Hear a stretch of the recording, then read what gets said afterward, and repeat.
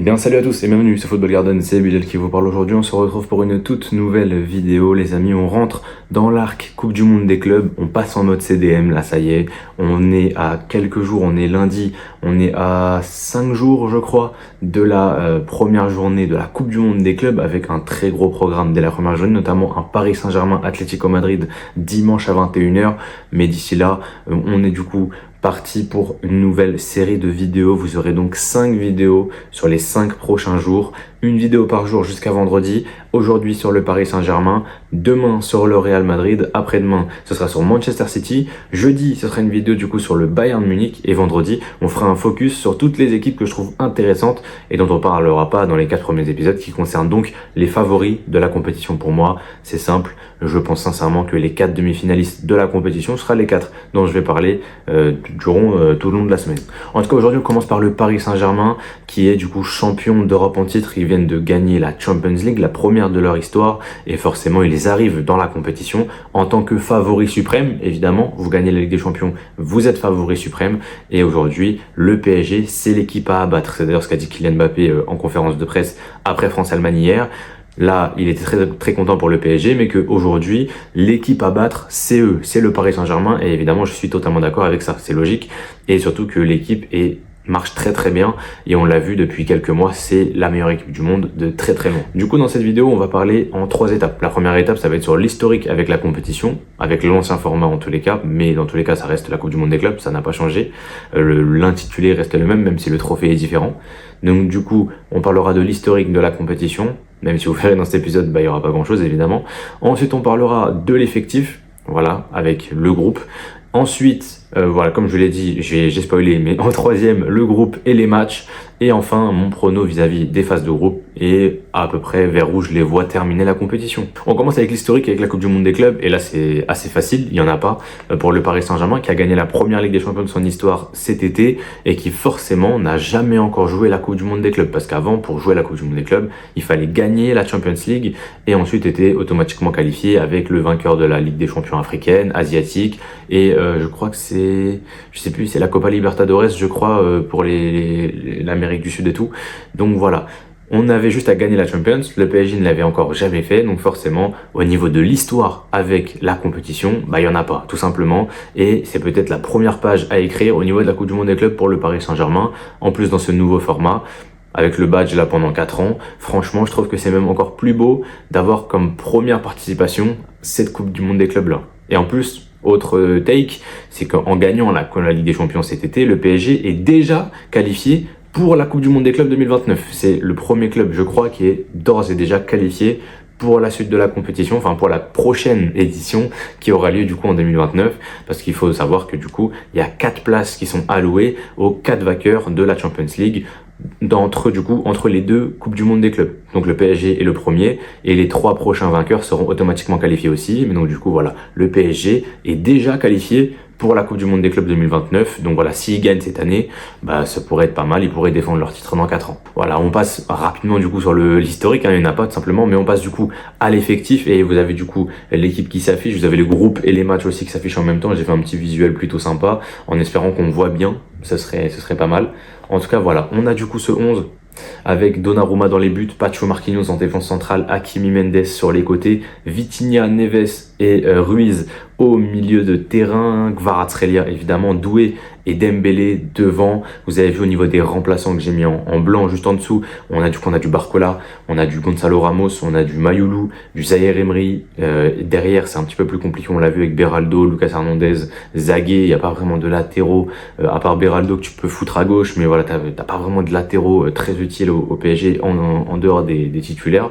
Et voilà, surtout quand on sait que la grosse force de cette équipe du Paris Saint-Germain là, c'est les latéraux. Que ce soit à droite ou à gauche, le PSG a peut-être les 2 meilleurs latéraux au monde aujourd'hui. Hakimi l'a encore prouvé même avec le Maroc en marquant contre la Tunisie là il y a quelques jours. Et Mendes, je tourne cette vidéo au lendemain de Espagne-Portugal, a sorti un Final Four de zinzin mental, que ce soit l'Allemagne ou l'Espagne. Il a simplement atomisé l'adversaire.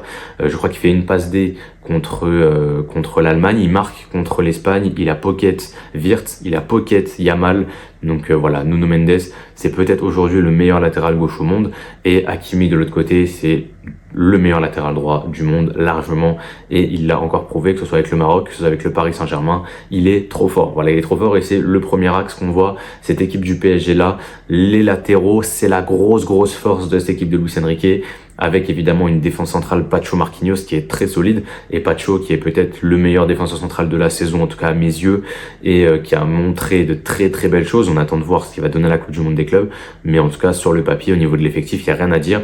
La défense à 4 est très solide, et évidemment je n'ai pas parlé de Donnarumma qui est peut-être le meilleur gardien au monde actuellement, mais voilà, évidemment quand tu gagnes la Ligue des Champions, tu le sais, à peu près à tous les postes, t'es quasi assuré d'avoir le meilleur au monde à son poste. Donc voilà, on va se dire qu'au niveau de la défense à 5, enfin la défense à 4 plus le gardien, on a peut-être 4 joueurs sur 5, parce que Marquinhos, je trouve pas qu'il soit top 1, mais 4 joueurs sur 5 qui sont top 1 cette saison à leur poste. Donc voilà, c'est très solide ce que va donner le Paris Saint-Germain. Au milieu de terrain, on l'a vu, Vitinha, Neves, Ruiz, ça court dans tous les sens, ça presse dans tous les sens, c'est monstrueux. Voilà, c'est monstrueux. Vitinha, Vitigoat, comme on l'appelle, s'il gagne la Coupe du Monde des clubs, ma propale, Vitinha Ballon d'Or va commencer, je vous préviens tout de suite. Ruiz, Neves, c'est très fort. Sur le banc, voilà, t'as encore un peu de jeunesse avec Mayoulou, avec Zaïre Emery qui ont 18 ans, je crois 19 même, 19 ans je crois, et on a Kangini qui est là, je savais pas trop où le placer, est-ce que je le plaçais du coup derrière Ruiz ou derrière Kvara. Voilà, dans tous les cas il peut jouer aux deux postes, je le préfère plus au milieu de terrain personnellement, et devant sur le banc on a du Barcola, du Ramos, et bon c'est vrai qu'à gauche il y avait personne, hein. Forcément j'ai mis Mbaye, mais voilà, il y avait pas grand monde, mais voilà, on a une équipe du PSG qui sur le papier, on l'a vu en fait cette saison, a marché sur tout le monde. Il n'y a pas une équipe qui a vraiment posé des problèmes au Paris Saint-Germain, en tout cas à partir de janvier. Avant ça, évidemment, il y a eu l'Atlético Madrid, dont on parlera parce qu'ils vont les jouer en phase de groupe. Mais à partir de janvier, il n'y a aucune équipe qui a pu matcher le Paris Saint-Germain sur un match. Voilà, je n'ai pas souvenir. Parce que Liverpool peut-être au retour à Anfield, ils perdent, mais on va dire que dans le contenu, c'était pas mal et c'était, je pense, un peu meilleur que le PSG. Mais hormis ce match retour à Anfield, j'ai aucun souvenir d'une équipe qui a malmené le PSG en deuxième partie de saison. Donc voilà, et même en première partie de saison, on se souvient qu'ils dominaient tous les matchs, mais que leur défaite était souvent due à un manque de réussite devant le but et surtout à une défense un petit peu plus fragile qu'en deuxième partie de saison. L'Atlético par exemple, voilà, où ils se font ultra dominer l'Atlético, mais au final ils arrivent à gagner sur un hold-up du siècle. En tout cas, voilà. Pour le PSG qui je crois n'a officialisé aucune recrue sur la Coupe du Monde des clubs. En tout cas, si je me trompe, je m'en excuse, mais je n'ai aucun souvenir d'un joueur du PSG qui a débarqué là sur les quelques jours avant la Coupe du Monde des clubs pour le mercato. Je sais ils étaient sur Mastantuono. Mastantuono, ça va pas se faire, il signe au Real Madrid, il y a le Herwego et tout. Et le PSG, ils veulent Zabarni, j'ai vu, mais je crois pas qu'il y ait eu de signature officielle de Here We Go qui soit tombé au niveau du PSG. Donc voilà. Attention évidemment au front free avec Vara, Doué, Dembélé. Ça va être monstrueusement fort et je vois très bien les trois ultra bien performé dans la compétition. On passe au groupe, forcément, et vous le voyez, Atlético Madrid, Botafogo, Seattle Sounders. Donc du coup, on a un premier match à 21h entre le PSG et l'Atlético. Comme je vous l'ai dit, c'est ce dimanche. C'est le plus gros match pour moi de la première journée. Ensuite, ils vont jouer à 3h du mat, et ça, c'est chaud, contre Botafogo pour le deuxième match à Los Angeles. Ils jouent leurs deux premiers matchs à LA. Et leur troisième match, c'est du coup à Seattle, contre Seattle, hein, du coup, qui va jouer à domicile à 21h heure française. Je crois que du coup, c'est à 15h heure états-unienne. Donc du coup, voilà, évidemment, ils ont un groupe largement à leur portée. Botafogo qui avait gagné le championnat du Brésil, je crois que c'était pas cette année, mais l'année d'avant. Donc voilà, très intéressante comme équipe. Maintenant, ils font pas le poids, évidemment. Et Seattle vont finir bon dernier, largement. Maintenant, on va voir ce que ça va donner contre l'Atlético dimanche. Et je pense qu'ils vont gagner. Je pense qu'ils vont gagner le PSG et qu'on va avoir un Paris Saint-Germain qui va finir premier de sa poule avec 9 points sur 9, assez logiquement. Et au-delà du groupe, je pense que si je devais donner un prono, forcément pour la suite de la compétition, je vois le PSG faire à minima demi-finale de la compétition. On le sait, en tant que fan de Chelsea, vous le savez, si Paris finit premier et que Chelsea finit premier de sa poule, logiquement, si tout se passe bien, je crois que Paris tombe sur Palmeiras en 8e et nous on tombe sur Benfica. Dans tous les cas, logiquement, on aurait un Chelsea-PSG en quart de finale de la Coupe du Monde des clubs. Et autant, ça me donne envie sur le papier de voir ça pour voir un petit peu où est-ce qu'on en est par rapport à la meilleure équipe du monde. autant je le dis, on va se faire froisser. Hein, voilà. Si l'Inter a pris 5-0, honnêtement, n'importe qui peut prendre 5-0 et Chelsea n'est clairement pas à l'abri. Et voilà, quand j'ai vu ce qu'on a proposé cette saison, je nous vois mal passer le PSG. Donc voilà, le PSG ira à minima en demi-finale. Ensuite, on verra. Ça dépendra des matchs à ce moment-là. Est-ce que les joueurs seront pas aussi cramés de leur longue saison?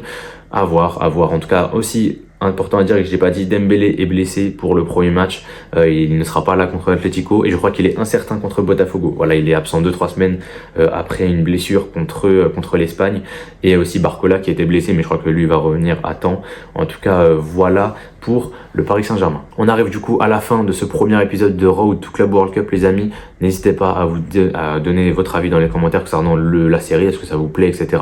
Dans tous les cas, je vais faire les 5 vidéos en 5 jours parce que voilà, la Coupe du Monde des clubs, c'est une compétition qui me hype énormément et il y a énormément de clubs à suivre et ça, on en reparlera du coup vendredi dans un petit récap des clubs qui seront présents dans la compétition et on parlera peut-être de Botafogo dont on a parlé aujourd'hui. En tout cas, voilà, ça va être très hypant, très intéressant. Je vous invite aussi à aller voir la vidéo de David sur le sujet qui est sortie, j'espère ne pas spoil, mais qui du coup actuellement est sorti pour les membres, qui logiquement devrait être sorti. Il donne son avis sur toute la compétition, voilà, il fait des petits pronos, etc.